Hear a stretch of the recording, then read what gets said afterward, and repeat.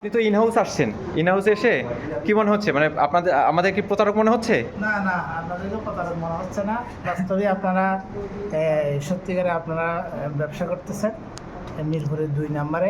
আমি একটা কাজে আছি এখানে হসপিটালে, তাহলে আপনাদের লোকেশন পেয়ে আসছি আলহামদুলিল্লাহ। আর ভাই কোথা থেকে আসছেন?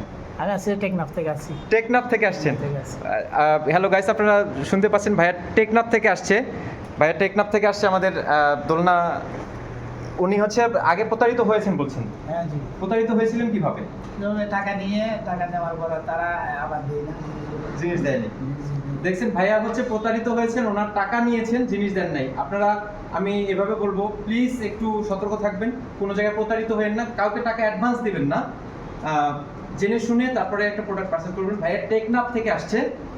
আপনারাও চাইলে আমাদের মিরপুর 2 ইনহাউসে এসে আপনারা দোলনা না, আমাদের পেজে যা আছে সব নিতে পারবেন। থ্যাংক ইউ, ভালো থাকবেন। আসসালামু আলাইকুম। So,